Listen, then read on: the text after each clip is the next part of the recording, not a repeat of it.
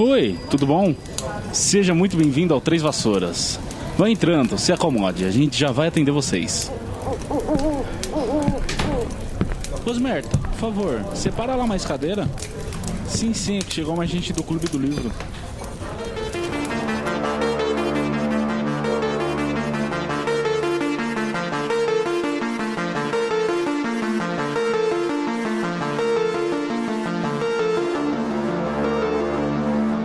Olá, seja muito bem-vinda, seja muito bem-vindo a mais um episódio de Bestiário. Eu sou o Thiago, vulgo James, e se é a sua primeira vez aqui, eu quero que você, antes de mais nada, saiba que esse quadro aqui se trata de um spin-off do Três Vassouras, e tem como principal proposta trazer quinzenalmente, ou sempre que possível, cada uma das 81 espécies descritas no livro Animais Fantásticos e Onde Habitam, sendo que cada episódio vai focar única e exclusivamente um animal fantástico.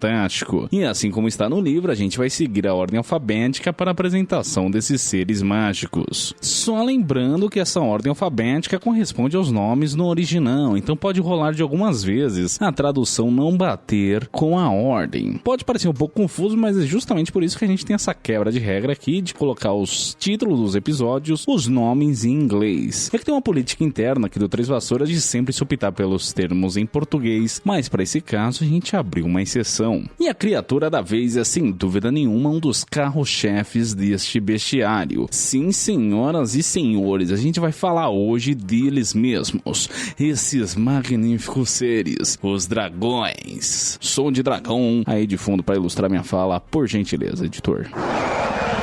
E esses bichos são tão fantásticos e cabulosos que eu sozinho não dou conta, gente. Vou precisar aqui da ajuda da minha querida colega, essa lufana que você respeita, sim, ela mesma, e Luísa Angeli, para apresentar comigo esse episódio hoje, ainda que de maneira remota. Isso porque, como vocês podem perceber aqui no estúdio, eu estou sozinho, né? A gente acabou não gravando junto, cada um gravou um trecho aí da sua casa. Ou seja, tem horas que eu falo e tem horas que ela fala. É mais um detalhe, um pormenor de bastidor aí que talvez te interesse ou não. Seja como for, bora!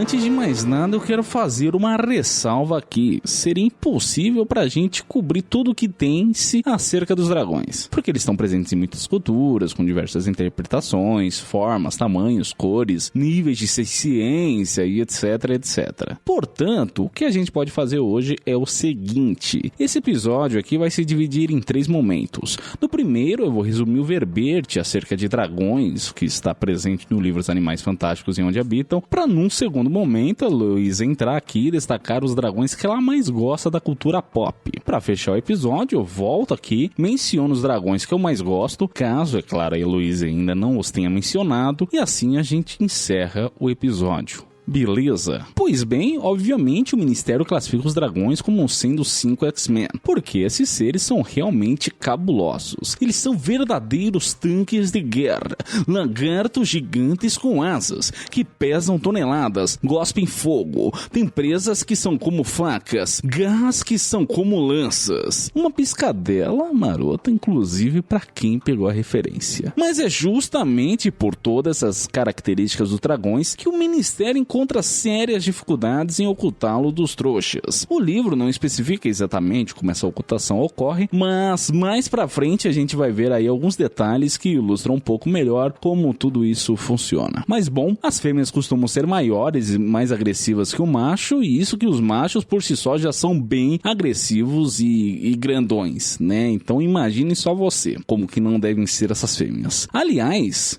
os dragões são tão cabulosos mesmo pro mundo bruxo que não é qualquer bruxo que consegue lidar com eles não. Tem que ser um bruxo extremamente habilitado para lidar com essas feras. Gente, né, bruxos como é caso do Carlinhos Weasley. Quem não lembra do irmão do Rony que trabalha na Romênia justamente com dragões. E interessante também, como se por si só os dragões não fossem interessantes, é que dentro do mundo bruxo tem todo um mercado com as partes do dragão. Os bruxos se aproveitam do seu couro, do coração, do fígado, do chifre, entre outras coisas, coisas para os mais diversos fins, seja para a manufatura de luvas de couro de dragão, seja para a fabricação de varinhas, né, cujo núcleo das varinhas é onde se concentra, algumas varinhas se concentra fibras do coração de dragão, entre tantos outros aí, que eu não sei se eu consegui trazer esse de exemplo, mas com certeza os bruxos usam para outras coisas, além do que essas que eu já mencionei aqui, né? O único item que não está à venda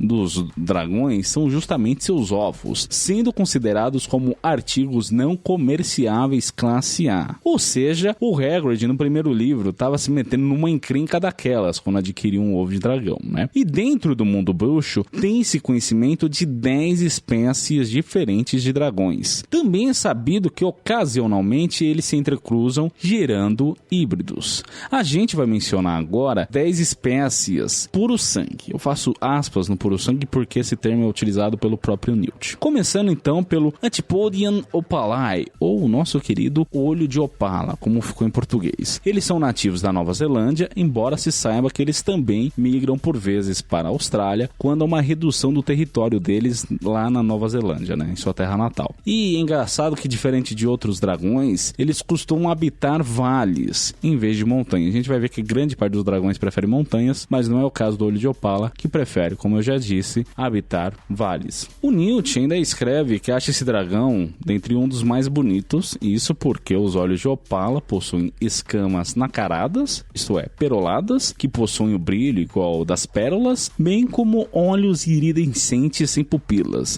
e é justamente por conta desses olhos que ele ganhou esse nome. Para quem não sabe, eu também fiquei bastante em dúvida tanto o que significava nacarado como iridescente, mas como eu já descrevi aqui, nacarado é que lembra o brilho da pérola, e iridescente é um adjetivo que é usado para descrever objetos que são capazes de refletir as cores do arco-íris, como bolhas de sabão e as escamas do nosso querido olho de opala aqui. Os verbetes de cada dragão também descrevem a dieta, o tipo da chama que eles produzem e também como são seus ovos. No caso dos olhos de opala, suas chamas são vermelho vivo, ele se alimenta principalmente de carneiros e seus ovos são cinza claro. Um dado curioso acerca desses ovos cinza claro é que por vezes os trouxas acabam por trombar com esses ovos, mas eles não reconhecem como ovos de dragão, senão como fósseis. A gente também tem mencionado um caso de onda de morte de cangurus, imagino lá na Austrália, na década de 60, na década de 70, que foram atribuídos a um olho de opala macho que foi expulso do seu território na Nova Zelândia, por um território que foi justamente ocupado por uma olho de opala fêmea dominadora. E é engraçado que o próprio verbete aponta que os olhos de opala, pro padrão dos dragões, eles não são tão agressivos, sendo que eles só matam quando realmente tem fome, mas eu tenho a sensação que eles não se dão muito bem assim enquanto grupos, né? Os dragões no geral, eles tendem a ser mais reservados, mais individualistas. Você não vai ver um ninho, um grupo, um bando, não sei qual que é, o coletivo de dragões, mas enfim, você não,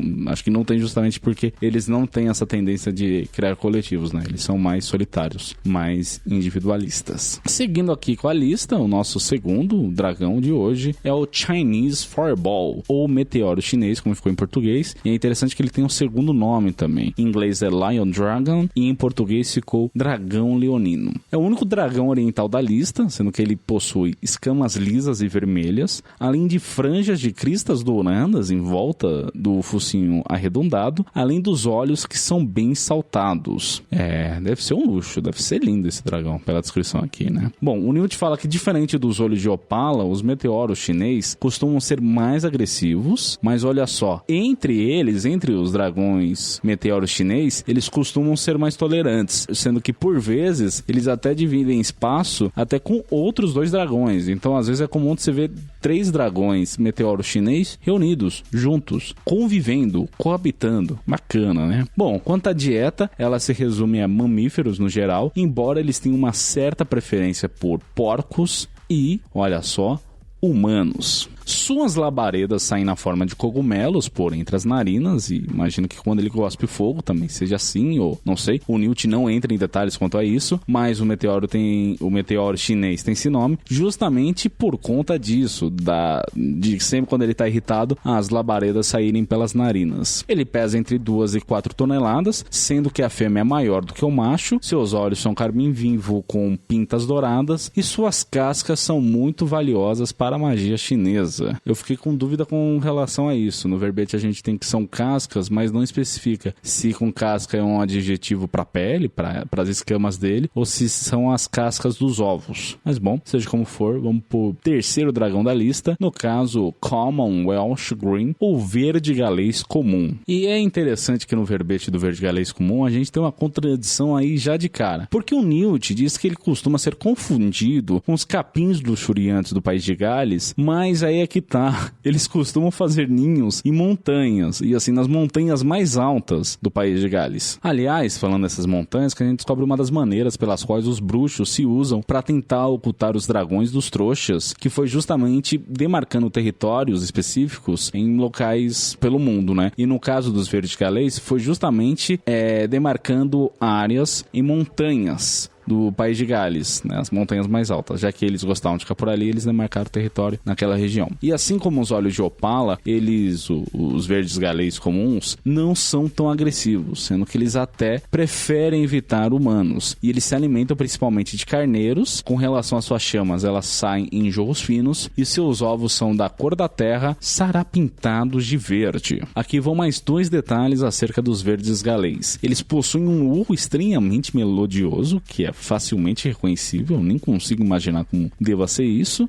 Mas além disso, o Newt também menciona que teve um incidente envolvendo o verde galês em um tal de lugar chamado Ilfracombe. Essas e outras informações presentes na introdução do livro Animais Fantásticos e Onde Habitam, a gente vai tentar trazer um episódio específico, né? Porque até agora a gente tem focado na segunda parte do livro, que são os verbetes. Tem todo detalhes, pormenores de outras coisas também atreladas aos Animais Fantásticos no começo do livro, que a gente ainda não abordou. A gente vai deixar para trazer isso em um episódio futuro, ou talvez uma série de episódios, eu não sei bem como que vai ser esse formato. Tudo que fica aqui agora é a minha promessa da gente abordar também essas partes em algum momento aqui do Três Vassouras. Mas bom, seguindo aqui com a lista, a gente tem agora o Hebridean Black, eu acho que é assim que fala, ou como ficou em português, Negro das Ilhas Hébridas. E as Ilhas Hébridas, para quem não sabe, se trata de um arquipélago pertencente à Escócia. E os negros das Ilhas Hébridas costumam ser bem agressivos, pelo menos mais do que os verdes galês comum, sendo que é necessário para cada dragão, para cada negro das Ilhas Hébridas, um território de cerca de 160 quilômetros quadrados. Então imagina só, né? Eles alcançam 9 metros de comprimento, possuem escamas ásperas, olhos na cor púrpura, bem como uma carreira de cristas curtas e afiadas enfileiradas ao longo do dorso. As suas asas lembram as dos morcegos. Ele possui um rabo que termina em espigão em forma de flecha. Eu acho muito legal esse detalhe, porque quando a gente, sei lá, pelo menos eu quando era pequeno, eu via muita animação e os dragões sempre eram representados tendo como se fosse uma ponta de flecha na ponta do rabo. Então achei legal ver esse detalhe aqui. Eu nem sei de onde surgiu isso, mas achei interessante. Quanto à dieta dos negros das Ilhas Hébridas, eles se alimentam principalmente de veados, embora que também se saiba que por algum motivo eles costumam atacar cães de grande porte e também gado. Um detalhe que eu achei curioso aqui do livro é que ele comenta que tem um clã de bruxos escoceses que são responsáveis pela administração dos dragões nas Ilhas Hébridas. Seria, no caso, o clã MacFust. E eu confesso que eu não peguei a referência. Não sei se a Rowling inventou essa família do nada, ou se tem uma família presente no imaginário dos escoceses, que é o clã MacFust. Enfim, seja como for, fica aí a curiosidade e até a abertura para você, ouvinte, que conhece acerca dessa família, escrever pra gente. O próximo dragão da lista é um dos, se não o mais, cabuloso de todos. Eu tô falando, é claro, do Hungarian Horntail, ou o rabo córneo húngaro, que ele se assemelha a um lagarto, ainda que eu acho que todos os dragões lembram lagartos, né? Mas enfim, o Newt salienta isso. Mas aqui no caso é um lagarto gigante com escamas pretas, olhos amarelos, chifres cor de bronze, tanto na cara como no seu rabo, e inclusive é por isso que ele tem esse nome, né? Ele se chama rabo córneo porque no rabo dele tem vários córneos, vários chifres. As suas chamas são capazes de alcançar incríveis 15 metros, sendo a maior distância coberta por um dragão. Com relação à sua dieta, ele se alimenta principalmente de cabras, carneiros e, claro, por que não, também de humanos. Os ovos são da cor do cimento, tem uma casca particularmente dura, inclusive os rabocórneos são tão sinistros que até mesmo os filhotes só nascem depois que eles desenvolvem os chifres do rabo, ao ponto dos filhotes mesmo serem capazes de quebrar a casca do ovo e eclodir e sair dali pro mundo, né? E o nosso próximo dragão aqui da lista às vezes é confundido com o rabocórneo. É claro que eu tô falando do Norwegian Ridgeback. Eu acho que é assim que fala. Obviamente você já ouviu falar. Inclusive tá me julgando pela minha má pronúncia. Mas bom, em português ficou dorso cristado norueguês. E a gente já viu um deles, né? No primeiro livro aí, o dragão Norberto. Se tratava de um dorso cristado norueguês. E realmente rola uma confusão entre os rabos córneos e os dorso cristados. Os dois são bem parecidos mesmo, com a principal diferença que o dorso cristado, em vez de córneos no rabo, ele possui cristas por todo o dorso. O livro não menciona, mas eu fico imaginando até se não rola a confusão do rabo córneo e do dorso cristado com o negro das Ilhas Hébridas. Pelo menos a descrição que a gente tem aqui no livro faz com que os três sejam bastante parecidos, né? O dorso cristado é um desses dragões que não gosta muito de companhia, sendo que ele é bastante agressivo, principalmente com os da própria espécie, e ele também é uma das espécies mais raramente criadas. Eu não entendi se essa parte que o Newt menciona da relação da criação se é de uma coisa espontânea deles na natureza, ou se é caso de controle dos bruxos, da intervenção dos bruxos que criam também dragões, mas dorsos cristado em cativeiro. Bom, com relação à alimentação deles, eles se alimentam de mamíferos de grande porte, mas também costumam atacar animais marinhos, sendo que tem até um relato aí de um dorso cristado que capturou um filhote de baleia nas costas da Noruega em 1802. Os ovos do dorso cristado são pretos, sendo que os filhotes são capazes de cuspir fogo entre 1 e 3 meses. A gente viu o dragão Norberto, né, ainda filhotinho, já cuspindo fogo, inclusive queimando a barba do Hagrid aí. Quem não lembra, quem não viu, a gente analisou já esse capítulo aí do Pedra Filosofal. Eu falei bastante mal dele. O Ítalo, nosso querido convidado, por outro lado, defendeu. Eu acho que hoje esse capítulo não é tão ruim, mas de qualquer forma ficou o convite para vocês ouvirem essa análise também. Link no post. E um detalhe também desse capítulo aí do dragão do Norberto, o dragão norueguês, é que tem um momento que o bebê dragão morde a mão do Rony e o Rony fica com uma infecção muito séria na mão, que me leva a crer que, além de tudo, como se não bastasse todo esse arsenal de armas que os dragões têm, eles ainda possuem veneno nas presas. Isso se confirma quando a gente vai falar aqui do próximo dragão da lista. No caso, o Peruvian Vipertooth, ou dente de víbora peruano, que tem, como o nome sugere, presas realmente venenosas. É o nosso representante da América do Sul, sendo o menor e mais veloz de todos os dragões. Para vocês terem noção, o dente de víbora peruano possui apenas 4,5 metros de comprimento, em contrapartida aos 9 metros do negro das Ilhas Hébridas. Ele possui escamas lisas acobreadas, marcas negras na crista e seus chifres são curtos. Com relação à dieta, ele se alimenta principalmente de cabras, vacas e, para variar, também tem um gosto particular aí com humanos. Ele gosta tanto de humanos que no final do século XIX, a Confederação Internacional de Bruxos teve que ir até o Peru e, assim, exterminar uma porrada de dentes de víbora que estavam crescendo vertiginosamente, imagino que matando muitos peruanos. Tenso, né, gente? Tenso. Mas bom, o oitavo da lista, sim, é ele mesmo, o Romanian Longhorn, ou chifres longo romeno, que possui escamas verde escuras e longos chifres dourados faiscantes, com os quais ele fura sua presa antes de assá-la. Então ele tem todo um ritual aí quando vai se alimentar, né? E falando desses chifres, eles são bastante cobiçados pelos bruxos, né? Que costumam matar os dragões, pegar esses chifres e usar como ingrediente em poções. Esses chifres chifres, eles são tão cobiçados que outros bruxos tiveram que intervir e criar um programa de controle nessa caça predatória, justamente para evitar que essa raça fosse extinta, já que a população de chifres longos estava aí já bastante reduzida. Também tem todo um controle quanto ao comércio dos chifres, né? Tanto que a gente vê aqui citado no texto que os chifres se tornaram artigos comerciáveis classe B. Eu confesso que eu nunca vi em nenhum lugar falando como que funciona essas leis que regem o comércio dentro do mundo bruxo. E também não sei o que significam essas categorias, se é classe A, se é classe B, se é classe C. Eu sei que, assim, pelo que a gente vê aqui no texto, dá a entender que começou a ter um controle maior na venda dos chifres longos. Justamente para controlar essa predação toda para com essas pobres criaturas. O penúltimo dragão aqui da nossa lista é o Swedish Shortsnot, ou focinho curto sueco, que é todo azul prateado, além de uma pele que é muito visada para a manufatura de luvas e escudos de proteção. Quanto à dieta, a gente não tem nenhuma menção no verbete, mas a gente sabe que ele também solta labaredas pelas narinas, sendo que as suas chamas são azul brilhante e bastante quentes, pelo menos ao ponto de incinerar madeiras e ossos em questão de segundos. O Newt fala que aqui tem um dado quanto irrelevante no que diz respeito aos poucos humanos que são mortos pelo focinho curto, como se ele não atacasse muitos humanos, né? Parece que o mundo bruxo é assolado por dragões sempre matando humanos. Isso não deve ser muito bacana. Mas ele fala que isso rola, quer dizer, isso não rola, né? É mais justamente porque os focinho curto prefiram habitar, na maioria das vezes, montanhas despovoadas. E para encerrar nossa lista, a gente tem o último dragão do mundo bruxo de hoje, no caso, o Ukrainian Iron Belly, ou Barriga de Ferro Ucraniano. Barriga de Ferro é muito cara de personagem da muralha, né, do mundo do Game of Thrones, do mundo de Game of Thrones.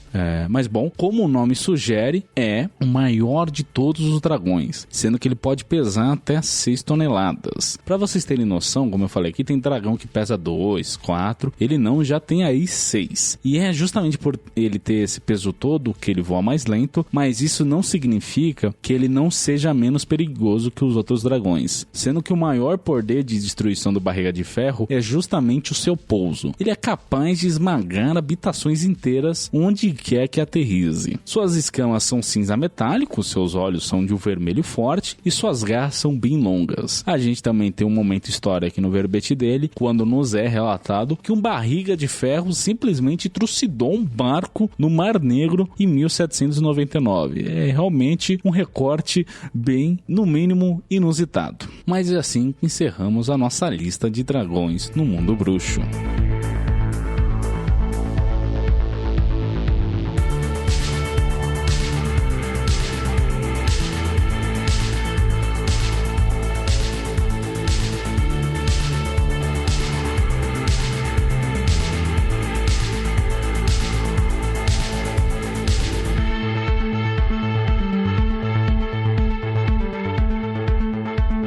Bom, pessoal, eu também estou por aqui para falar de um dos animais fantásticos mais interessantes aí do livro. Até porque eu acho que os animais que são apropriados, referenciados a partir de mitologias já existentes costumam ser mais interessantes, por mais que os animais e seres fantásticos criados aí originalmente para essa saga sejam muito legais, muito criativos. Eu gosto mais desses que já tem as mitologias, né? Não sei vocês. Podem sempre escrever aí pra gente. Mas eu gosto mais dos que têm as mitologias, né? E assim, apesar do dragão estar presente em diversas mitologias, de diversas culturas, não vou me estender muito nessa parte. Quero falar um pouquinho mais da presença desse ser mítico aí em outras mídias, outras histórias. Bom, acho que... Eu falei que não ia falar de mitologia, mas eu vou falar só um pouquinho. A mitologia nórdica inspirou aí uma ópera do Richard Wagner que se chama O Anel de Nibelungo. E falo dessa passagem aí da mitologia nórdica e dessa ópera porque ela também inspirou uma outra pessoa que é bem importante pra gente que é fã de fantasia, que é o Tolkien, né? No Hobbit, a história do dragão Smaug, ela é muito inspirada em uma passagem, que também tá no Anel de Nibelungo, né? Dessa passagem aí da mitologia nórdica, esse episódio da mitologia nórdica, em que temos uma pessoa que foi corrompida pela ganância e se tornou um dragão. Então, assim, o dragão como essa figura muito negativa e, como vocês sabem, né? Quer dizer, não sei se vocês sabem, não sei se leram o Hobbit, mas devem conhecer a história, porque é muito famosa. O Smaug é um dragão e ele é, assim, muito ganancioso e corrompido, assim, por esse tesouro que ele guarda. O anel nessa história tem uma outra, sei lá, uma outra questão. Não vou ficar falando muito, né? Porque quem conhece, conhece. Quem não conhece, gente, leiam o Hobbit, assim, acho que é um livro muito gostoso de ler, ou vejam filme, o que vocês quiserem, né? Mas tá aí um dragão bem famoso que perpassou aí da mitologia nórdica para a ópera do Wagner, para o livro do Tolkien, e que também virou filme, então tá presente aí em diversas mídias. Aí ainda nessa parte de livros, temos o famoso Eragon, que eu não li ainda. Vocês acreditam nisso? Eu não li. Então essa, deixa pro Thiago comentar um pouquinho, se quiser. Mas também é um livro de fantasia bem famoso, que parece muito legal. Espero ler aí em breve, se possível, né? Vamos ver como que a vida e as leituras vão se organizando, mas seria muito legal. Das minhas leituras aí, né? Acho que um livro que é bem interessante também, bem importante para os fãs de fantasia, é A Crônica do Matador do Rei, que é o livro 1 do Nome do Vento, do Patrick Rothfuss. Não sei muito se essa é a pronúncia do nome dele, espero que sim. Mas a gente ainda não tem o terceiro livro, né? Os 2 primeiros foram traduzidos, estão publicados aqui no Brasil. Eu só li, por enquanto, o primeiro, né? Também é outro livro que espero dar continuidade, até porque o meu pai leu os 2 e ele curtiu bastante. Inclusive, ele falou que o 2 é mais legal. Fiquei assim, nossa, preciso ler o 2. Só que é um livro meio comprido, assim, e... sei lá, precisa de um tempinho pra ler, assim, de um tempinho de um carinho, né? No Nome do Vento, né, na Crônica do Matador do Rei, no caso, aparece um dragão. E essa aparição aí desse dragão é importante pra uma certa parte da história, né? Aparece mais pro final do livro. Então, não vou dar spoiler, mas tem dragão nesse livro. Um outro que eu li que acho que não sei se é tão conhecido, mas eu gostei muito, assim, eu acabei de ler esse livro. Se chama Enraizados e a autora é a Naomi Novik. Ele foi publicado aqui no Brasil também, né? Tá traduzido aí. Inclusive, ele tá, acho que com preço mais amigável no Kindle. Não sei nem se não dá pra alugar pelo Kindle Unlimited. A Amazon precisava muito patrocinar a gente, né? Estamos sempre falando aqui de Kindle Unlimited. Mas, enfim, esse é um livro muito interessante. E ele tem uma outra figura que é, digamos assim, o dragão com forma humana. Também não quero dar spoiler desse livro, porque é muito interessante, mas tem essa figura aí. E, assim, recomendo demais. Esse livro é muito, muito, muito legal. Me surpreendeu muito. Eu não conhecia. Fui ler de alegre e curti demais. Bom, temos aí também uma série de livros, assim, super famosa, que bombou demais uns anos atrás, né? Que são as Crônicas de Gelo e Fogo, do George R.R. Martin, né? E os dragões também estão muito presentes aí nesse livro, né? Acho que essa história é uma coisa que quem leu conhece, quem não leu assistiu e conhece, quem não leu e não assistiu também conhece, porque é muito famoso. E não tem muito como escapar, assim, inescapável conhecer as Crônicas de Gelo e Fogo, né? E, bom, os livros ainda estão saindo, espero que ainda estejam saindo. Não, nem espero mais tanto, porque demorou tanto que eu já até esqueci, tinha que reler os livros. Mas, nossa, comprido, né? Difícil. Mas temos os dragões aí também, bem importante. E essa é uma série que foi adaptada pra televisão, como já disse, como todo mundo sabe. Nas temporadas posteriores, assim, teve muito problema. Mas vamos falar a verdade, né? Os dragões ficaram muito legais, né? Foi, assim, uns efeitos. A primeira temporada, quando eles aparecem, ainda tá meio baixo orçamento. Mas a série fez sucesso, que bom, né? Ganharam aí mais verba para fazer os dragões bem bonitos, bem legais, né? Bom, ainda nessa parte de televisão, quero relembrar que é um clássico pra quem cresceu nos anos 90. E fica aí a recomendação, se você não conhece esse filme, porque é muito legal, que é o filme Coração de Dragão. Ele é de 96, foi dirigido pelo Rob Cohen. Ele, assim, traz uma visão mais positiva do dragão, né? Assim, é um personagem que ele não é, assim, tão do mal. Na verdade, ele não é nada do mal. Spoiler, isso? Não sei. Talvez.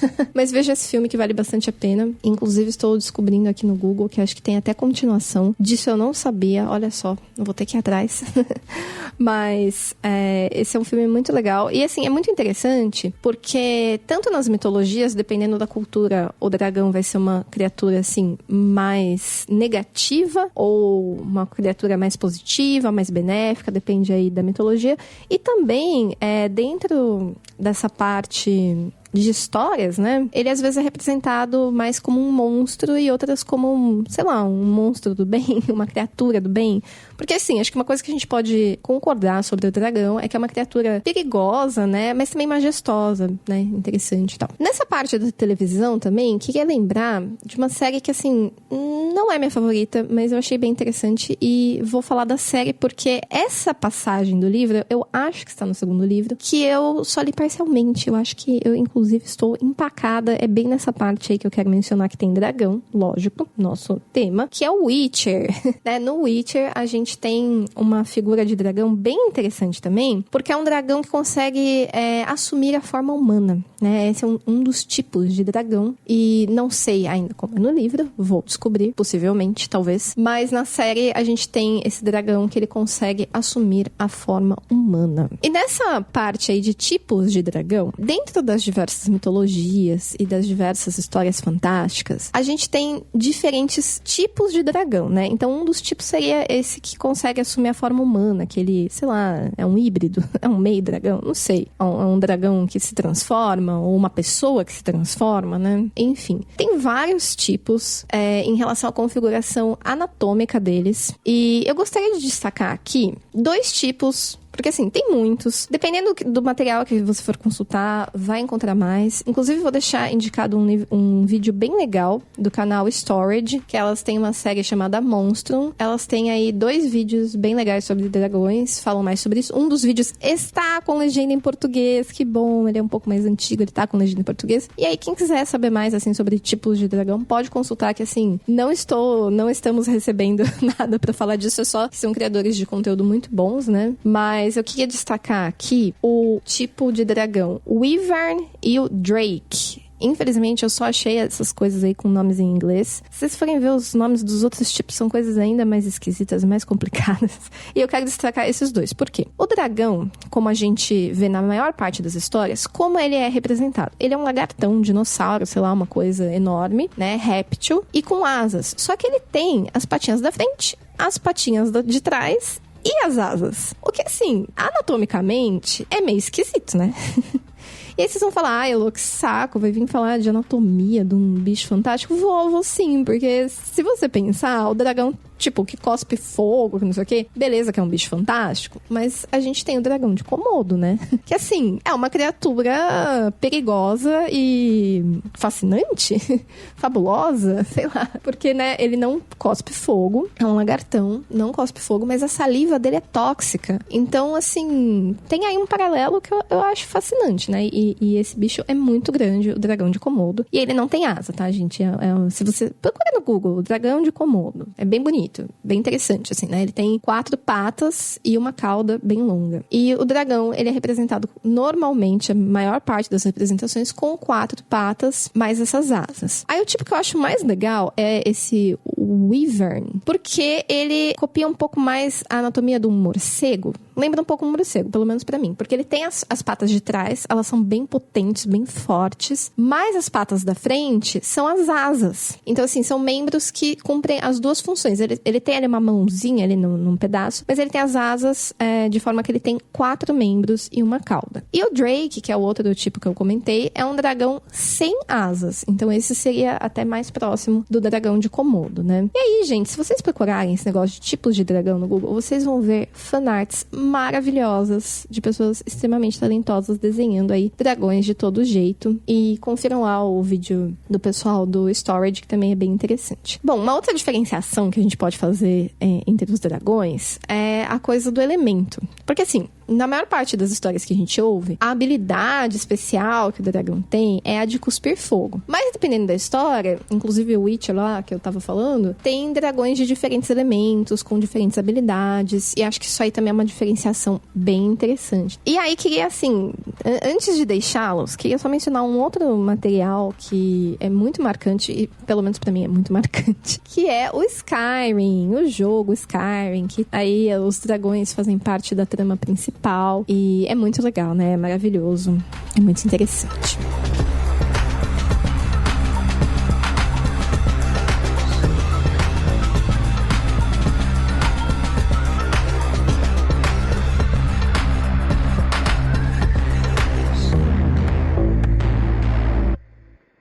Como vocês puderam ver, a Elo trouxe bastante tópicos interessantíssimos e agora é minha vez de tentar complementar a fala dela, trazendo, antes de mais nada, um pouco mais acerca dos dragões da saga Ciclo da Herança, que é onde se habita o mundo de Eragon, como ela mesma citou, e me deu a deixa para comentar. Em Eragon, os dragões são sencientes e mágicos. Eles possuem 4 patas e asas, além de estabelecer um elo muito único com seus cavaleiros. Eu não lembro dos detalhes exatamente agora, mas meio que o ovo só choca para a pessoa que o dragão cria certa afinidade quando ainda dentro do ovo. E tão logo ele nasce, os dois, dragão e cavaleiro, criam um elo mental muito único. Eu tô falando cavaleiro porque nesse mundo existem pessoas que montam em dragões. Eles são chamados de cavaleiros de dragão, por isso o termo cavaleiro. E meio que essa relação é tão única, esse elo que se cria entre o cavaleiro e o dragão é tão forte que eles acabam se tornando um só, né? Eles são até mesmo capazes de compartilhar pensamentos,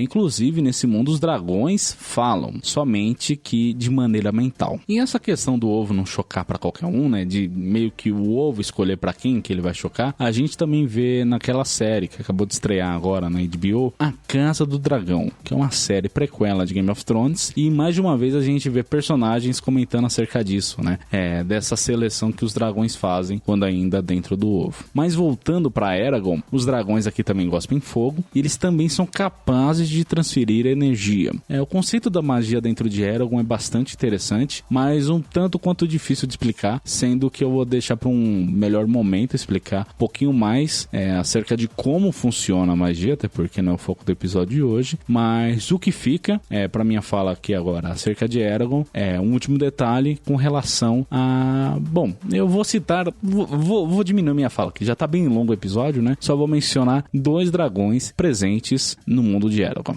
No caso, a Saphira, que é justamente a dragoa do Eragon, ela é toda azul, e o Thorn, ou Thorn, que por sua vez é todo vermelho, e ele tem um elo para com o Murtagh, que é outro cavaleiro de dragão. Inclusive, assim, a última informação que eu dei aqui já é um baita spoiler, mas eu quis trazer aqui justamente porque eu pago muito pau pro Thorn e pro Murtagh. Eu gostava muito deles nos livros. Outra obra que eu quero trazer aqui é uma das favoritas da minha mãe e que eu também tenho bastante apreço. No caso é o Como Treinar o Seu Dragão, trilogia de filmes animados que adapta uma série de livros. Os livros eu não li, mas eu amo os filmes, e a construção da relação que os vikings têm para com os dragões desse mundo eu acho muito bem construída, eu acho muito legal a narrativa que ele tem, né? Sendo que no primeiro filme a gente vê muitas vilas viking, como a de Berk, que é onde se passa a história se ambienta em Berk, né? Mas essas vilas vikings, elas têm um hábito de caçar dragões, né? Eles têm uma inimizade muito forte. Rivalidade, ódio, não sei muito bem como resumir isso. Eu sei que rola muito disso, né? Dessa caça de dragões, e eu diria que os dragões também têm raiva, mas eu acho que é muito mais questão de instinto, né? Enfim, tudo isso muda quando Sudusso, o filho do líder de Berk, que inclusive foge bastante do estereótipo do viking, né? Porque ele é um rapaz mirradinho, franzino, ele acaba se afeiçoando com o mais temido dos dragões, o poderoso Fúria da Noite, que depois vai ganhar o nome de Benguela, e é um dos dragões mais fofinhos que tem aí. Minha mãe inclusive tem pelúcias dele, né? Mas bom, eu gosto muito dessa obra também porque eu amo o conceito que eles dão pros dragões, né? De ter várias espécies, cada uma com suas próprias particularidades, né? Não é todos que gospem fogo, tem vários tamanhos e formas. Eu acho tudo isso muito bacana. Como eu já disse, eles são muito fofinhos, os dragões conseguem ser fofos, ao mesmo tempo que podem ser perigosos, né? Como a gente vê no primeiro filme, em outros momentos também, mas os filmes também tem bastante momentos divertidos, ao mesmo tempo que ele dosa com aquelas horas, assim, de dramalhão que faz todo mundo soluçar de chorar no cinema. E indo agora pra cultura armênia, a gente também tem dragões presentes aqui, ainda que por vezes eles sejam confundidos com as serpentes, que também estão presentes na mitologia armênia. Dragão em armênio é Vishaps, que é uma palavra, por sua vez, de origem persa e que significa com saliva venenosa. A Elo comentou com relação aos dragões de Komodo e eu não pude deixar de traçar esse paralelo aqui. E a gente tem pela Armênia distribuído várias estátuas de dragões de pedra, que são dragões representados nessas estátuas. Elas possuem até 4 metros de altura e elas se assemelham bastante com peixes. Se você olhar, ele lembra um pouco um peixe, mas essas estátuas estão espalhadas pela Armênia, quase como se fossem obeliscos, né, dada a sua altura e por estarem na vertical. E essas estátuas, esses obeliscos, eles estão sempre próximos de fontes de água, seja lagos, seja rios. E dentro do imaginário armênio, os dragões, eles possuiriam formas físicas, né, ou seja, eles seriam corpóreos, mas eles também estariam atrelados ao mundo espiritual, que é o mesmo conceito das serpentes. A principal diferença entre dragões e serpentes é que os dragões, eles são sempre tidos como mais monstruosos e mais demoníacos. É que dentro da mitologia armênia, algumas serpentes, elas são boas e outras más. Uma serpente não necessariamente significa sempre uma coisa ruim. Mas como aquela questão da própria mitologia grega, sabe? Em que os deuses têm sentimento e às vezes eles são humanos, sabe? Eles acertam, eles erram, tudo depende do ponto de vista, para quem se beneficia e tal. E aqui o mesmo rola com as serpentes, mas parece que os dragões estão sempre mais atrelados às coisas ruins. Para vocês terem noção, dentro da cultura armênia, tem-se muito forte atrelado à concepção do Monte Arará. Sempre que você for falar com um armênio, ele sempre vai citar o Monte Arará. O Monte Arará é tão importante para eles que hoje mesmo o Monte Ararat, ele tá na Turquia, mas ainda assim os armênios consideram como pertencentes à Armênia. O que isso tem a ver com os dragões? O Monte Ararat, ele também é um vulcão adormecido. Então os armênios acreditavam que o Monte Ararat servia de morada para os dragões. E eles vinculavam essa ideia da lava adormecida com os dragões e tal. E também acredita-se que a ideia da erupção estaria atrelada aos dragões. E esse paralelo de elementos da natureza com os dragões também está atrelado ao clima, mas sempre um clima ruim, no caso de tufões, tempestades, trovões. Os dragões também possuiriam poderes mágicos, além de serem enormes, e também possuiriam uma voz terrível. Eles também podiam assumir a forma humana, como a Elo comentou de algumas lendas aí, mas não tem um consenso de fato quanto à aparência dos dragões. Às vezes acredito que eles seriam mais próximos às das serpentes, às vezes tal como a de um monstro marinho, ou o peixe mesmo, né, como a gente comentou aqui dos dragões de pedra. Isso porque também acredita-se que os armênios, ao observarem rios e lagos, imaginavam que ali deveria haver milhares de dragões, né, dentro desses lagos, desses rios, bem como serpentes venenosas. E é claro que aqui fica o convite para vocês pesquisarem mais acerca da mitologia e cultura armênia, que, como tantas outras culturas, é realmente incrível e fantástico e com vários detalhes muito bacanas e interessantes de serem estudados. E agora, somente como menção honrosa, já que a gente está indo para os encerramentos aqui, né, cito ainda os Draconatos, que são uma raça bastante presente em aventuras de RPG. O conceito deles é que eles são meio dragão, meio humano. A gente também tem, olha só, dragões presentes no meio futebolístico. Sim, eu não posso passar um episódio sem mencionar esse esporte que eu tenho aqui na minha alma, aqui no meu core, né? Mas bom, um dos times que eu tenho bastante apreço é o FC Porto, que é um time português que cedia seus jogos, olha só, no Estádio do Dragão. Eles também possuem um dragão em seu escudo. Quando você vai mencionar, vai usar metonímias, né? A gente fala que os dragões estão em campo, né? Os dragões, tanto a torcida como os jogadores e tal. Então também é bastante atrelado isso. É bastante associado à imagem do clube, os dragões. E é óbvio que esse é de longe o maior episódio já produzido pro bestiário, mas mesmo assim eu ainda tenho a sensação de que a gente só arranhou a superfície acerca do que são de fato os dragões. Eles estão, como eu já disse, né? Já disse lá na abertura que eles estão presentes nas mais diversas culturas, com mil e uma interpretações, formas e tamanhos. tamanhos e tal. E eu sempre reclamo que os verbetes dentro do Animais Fantásticos são curtos e há pouco a CTA pra chegar aqui agora e falar pra vocês que a gente vai ficar devendo acerca de um desses verbetes, né? Mas eu acho que os dragões são realmente um caso à parte. De fato, eu não consigo imaginar nenhuma outra criatura que esteja tão presente no imaginário das civilizações, né, da humanidade, como os dragões. Assim que fica a deixa pra gente, tanto eu como a Elo, de voltar aqui e falarmos mais acerca dos dragões. Isso também, é claro, vai ficar a teu critério, ouvinte, se você quer que a gente faça isso ou não. Seja como for, eu fui Thiago, vulgo James, me acompanhou aqui hoje, ainda aqui em off, essa lufana que você respeita, ela, Heloísa Angeli, e você, como sempre, foi o nosso ouvinte. Tchau, tchau.